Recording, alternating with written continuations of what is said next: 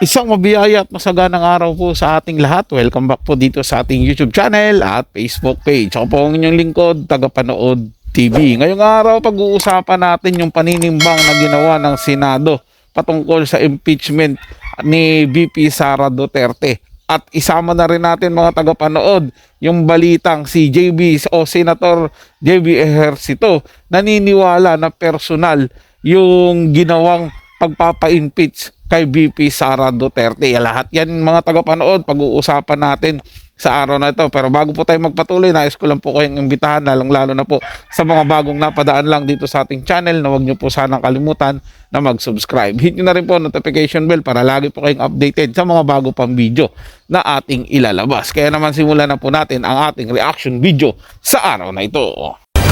Naninimbang umano ang Senado kung kaya't hindi nito tinalakay ang Article of Impeachment na inihain laban kay Vice President Sara Duterte noong nakaraang linggo. Ayon yan sa isang dating Chief Presidential Legal Counsel. Narito ang balita ni Jane Codnita.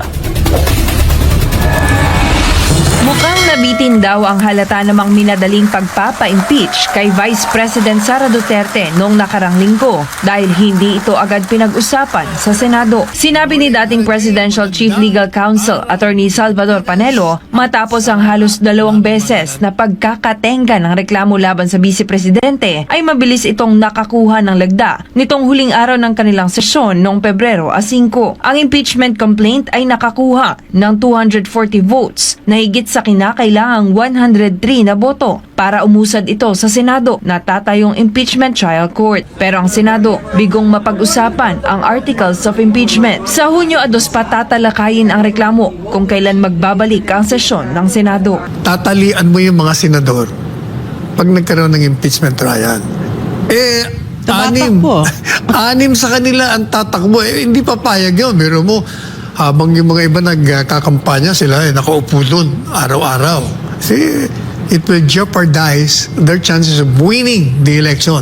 Pero sa tingin ko, mas matindi yung tumitimpla naman sila. Parang they're trying to avoid a people's outrage. Are they? Yes. Iniiwasan nila yun eh. Kasi pag tinuloy talaga nila maniwala ka, grabe na nga ang galit ng tao eh.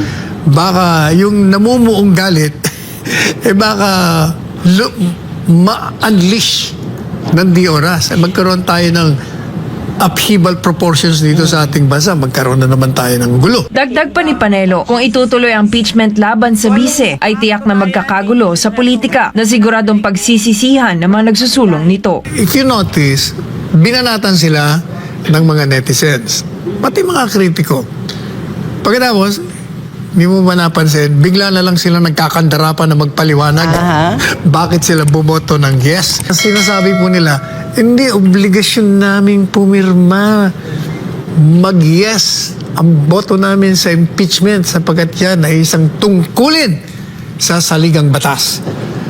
Alam nyo, kabalbalan po yun. Pinaglululoko tayo ng mga ito eh. Una nang ipinaliwanag ni Panelo na ang constitutional duty ng mga mambabatas ay hindi para pumirma sa impeachment, kundi para makipagpartisipa bilang mga miyembro ng Kongreso at pag-aralan ang inihaing reklamo bago bumoto kung pabor o hindi. Ikinatutuwa naman ng dating opisyal ng palasyo na sa kabila ng mga anyay panlilinlang na ito ng mga mambabatas ay maraming netizen na ang hindi naniniwala sa mga ito. Tama po doon si Atty. Panelo, mga tagapanood. Kasi pag ginawa talaga nila sa Senado yan na unahin yung usaping impeachment dyan ni Sara Duterte, kawawa yung re-electionist dyan, yung bagong tatakbo na senator. Di ba? Sila lang hindi kasama doon sa mga kampanya dahil meron silang trabahong gagawin. Kaya maganda rin yon na pinagpaliban pa po nila yung trial sa impeachment din po. Siyempre naninimbang din yan sila mga tagapanood kasi yung galit ng taong bayan yung iniisip nila eh. Na 'di ba nag-warning ng mga tao na wag niyong gagawin 'yan, wag niyong i-impeach si VP Sara kundi magkaagulo tayo.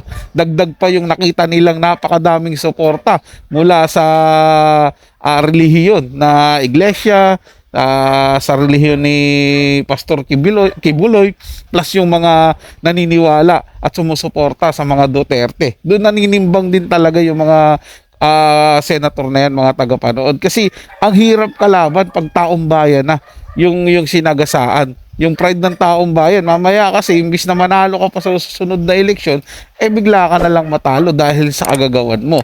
Kaya nga itong mga kongresista na pumirma, kanya-kanyang palusot po yung ginawa nila, mga tagapanood Pero hindi sila umubra. Kasi yung mga tao mulat na, hindi na nila kayang lokohin yung taong bayan, mga tagapanood. Sa tindi ba naman ng kamandag ng social media ngayon, konting kibot lang nila alam na po ng mga tao kaagad. Hindi katulad sa mainstream media lang noon, na limitado yung pananonood ng tao Kung ano lang yung gustong ipakita ng mainstream media, yun lang po ang ilalabas nila. Hindi katulad ngayon na marami ng social media, mga tagapanood. Marami pong vlogger ang naglalabas ng katotohanan, kaya hindi po umuubra kung ano mang pambobola o ano mang pagpapaikot nitong mga kongresista na ito at ng mga ilang senador na gusto talagang patalsikin sa pwesto si VP Sara Duterte. So tuloy natin to, mga tagapanood, panoorin naman po natin ano yung sinabi o yung balita na si Senator JB Ejercito naniniwala na halong personal yung ginawa nilang pagpapa-impeach kay VP Sara Duterte. Narito ang video, mga tagapanood. Plano ni Senador JV Ejercito na kumuha ng isang retired justice kung kakailanganin nito para sa impeachment trial laban kay Vice President Sara Duterte. Ito ay upang mapatibay ang kanilang legislative team, lalo't unang beses siyang tatayong impeachment judge sa isang impeachment court. Ngunit paglilinaw ng mambabatas, hindi siya excited o sabik na gawin ito at may sentimiento siya sa pag-usad ng impeachment case. So sir, excited ka ba sa pag-upo bilang impeachment judge o may mga concerns ka? Actually, hindi. Kasi I have always been, natitira pa nga ako, no? Nababash ako dahil sinabi ko, napakaaga nitong bickering. Oo, hindi raw bickering, legal. Opo, but whether you like it or not, an impeachment is part political. Siguro half-half. Half legal, half political. And sa dami ng problema na ating bansa, all of these things have to take a backseat again. Isa sa mga nais ni Senador Ejercito na pagtuunan ng pansin ay ang pagtaas ng Gross Domestic Product o GDP ng ibang ASEAN countries. Ang GDP ang kabuang halaga ng lahat ng mga produkto at serbisyo na nilikha sa loob ng bansa sa loob ng partikular na panahon. Aniya, opisyal nang nahigitan ng Vietnam ang Pilipinas dito na maaaring magpababa ng oportunidad sa bansa. Ang worry ko dito, Vietnam's GDP is going 8%. Tayo po bumababa, no? Ang kanilang infra tuloy-tuloy. Ang worry ko rito, pag yung mag-upgrade na sila ng status to emerging economy, lahat ng foreign investments, yung mga mawawala sa ibang lugar, sa kanila na mapupunta. So we are wasting so much opportunities. Tama po yun, mga tagapanood. Talagang mawawalan po tayo ng maraming oportunidad kapag pinagpatuloy yung ganyan. Kasi yung mga senator, kasi may hearing yan, mga tagapanood Imbis na makapagawa sila ng mga trabaho, mga panukalang batas na makakatulong sa problema ng bansa, hindi po mangyayari yun dahil nakatuon po sila sa hearing ng impeachment para kay VP Sara Duterte. Kakain po yan ng mahabang panahon, mga tagapanood yung mga panahon na yun, sayang na sayang po yun kung mapapakawalan yun para makapagtrabaho sila ng maayos sa gobyerno at matutukan yung mga issue ng bayan. Yung para matuldukan yung kahirapan natin, mga tagapanood, di ba? Nakikita nyo naman kung paano yung ginagawa nilang pag-aaksaya dyan sa gobyerno. Kung pinagtuunan na lang nila ng pansin yung problema ng ating bayan, lalo na dyan sa presyo ng pagkain natin na napakamahal po ngayon, mga tagapanood, okay sana yun Kaysa dito sa walang kwentang impeachment neto na wala naman silang makukuha dyan, mga tagapanood. Dahil sa totoo lang, mga tagapanood, ang nakikita kong ginagawa nila dyan ay pamumulitika lang talaga. Gusto nilang alisin si VP Sara Duterte, pagkatapos ipalit si Romualdez, pagkasunod tanggalin si Marcos para mahahawakan na nila yung kapangyarihan sa gobyerno. At ano mangyayari sa atin? Lalagapak ang Pilipinas at patuloy na maghihirap. Kaya wag po tayong papayag dyan, mga tagapanood, at suportahan natin yung mga kandidatong talagang tutulong sa atin at hindi yung mga trapong kandidato na ito, na lalong magpapahirap sa ating bayan. So yun lang po mga tagapanood, no? Nagustuhan nyo po yung ating talakayan sa araw na to, at kung kayo bago lang po na napadaan dito sa ating channel, huwag nyo po sana kalimutan na mag-subscribe. Hit nyo na rin po ang notification bell para lagi po kayong updated sa mga bago pang video na ating ilalabas. Share, like, and comment din po kayo mga tagapanood, at inyong babasahin at pupusuan. So hanggang sa muli po, ito yung Tagapanood TV. Komento at opinion lamang, wala pong personalan. Paalam po at mabuhay po kayong lahat.